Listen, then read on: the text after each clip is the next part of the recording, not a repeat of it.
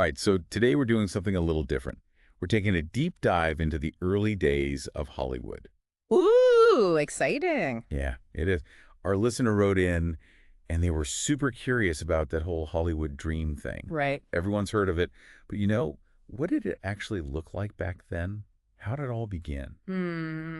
Especially in those early years, like what was going on behind the scenes? Yeah, for sure. I think a lot of people might be surprised. I know I was when I started digging into the research for this. Oh, yeah.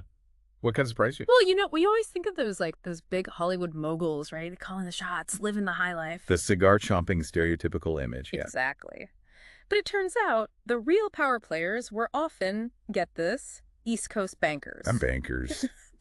Really? That's not what I was expecting. I know, right? But it makes sense when you think about it. I mean, money makes the world go round, as they say. Exactly. So even back then, you needed serious cash to get a movie made. I guess so. And these bankers, they weren't just handing out money for fun. They wanted to make sure their investments were, safe. Smart. So they kind of pushed for a system where they could control how things worked in Hollywood. So they could predict success in a way. Yeah.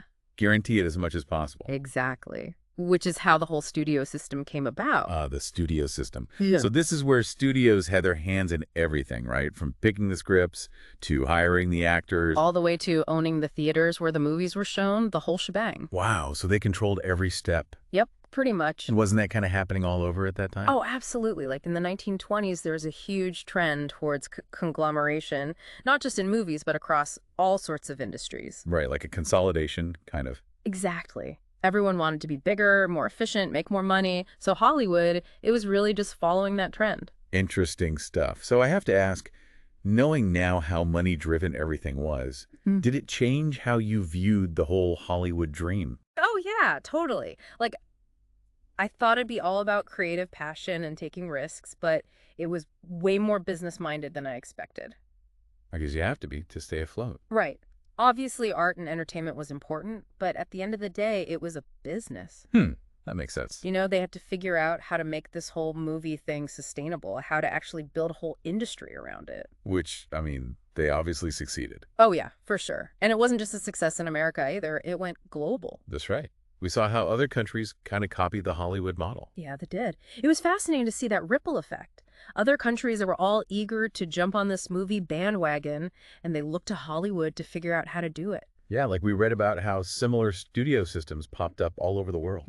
Production methods, even storytelling formulas, they all kind of borrowed from Hollywood. Wow, so Hollywood really set the standard in a way. Absolutely. All right, so speaking of setting standards, we can't talk about early Hollywood without mentioning Charlie Chaplin. Yeah. Right. Oh, for sure. I mean, his films, they really resonated with me. Like you mentioned, the choreography was so meticulous, the characters so well developed. It's really amazing. And what really struck me was how he was able to bring real emotion to his performances, Yeah, like there was so much depth beyond just the slapstick comedy. Right. It wasn't just about being funny. There was something deeper going on. And wasn't that partly because he drew on his own life experiences? Yeah, he did, actually. Chaplin had a really tough childhood, grew up in poverty, and he used those experiences to give his characters this really relatable vulnerability. Yeah, that makes sense.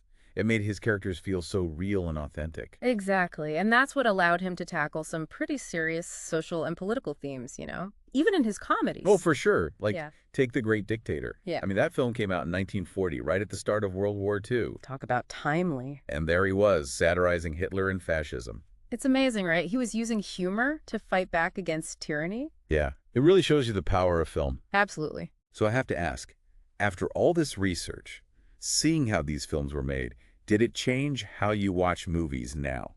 Oh, absolutely. Like now I think about all the people who worked on them, not just the actors, but the writers, the directors, the crew, the bankers even. Everyone, yeah. It just gives you a whole new appreciation for how much effort goes into making a movie. I bet.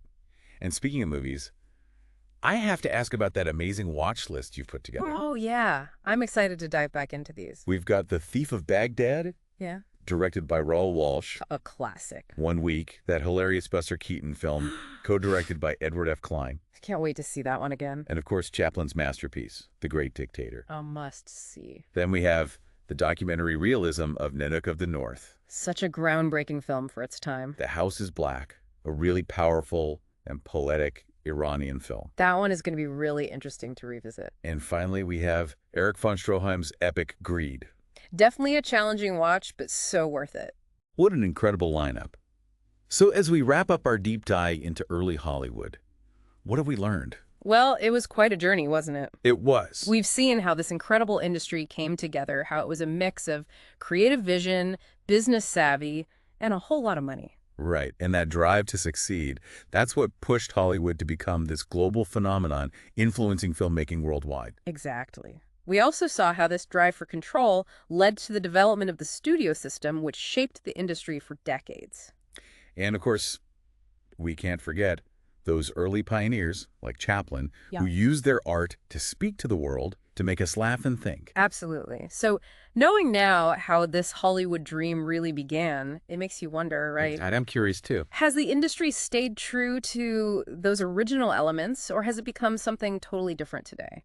That's a great question to think about. So to all our listeners out there, enjoy those classic films and let us know what you discover. Have fun. Until next time.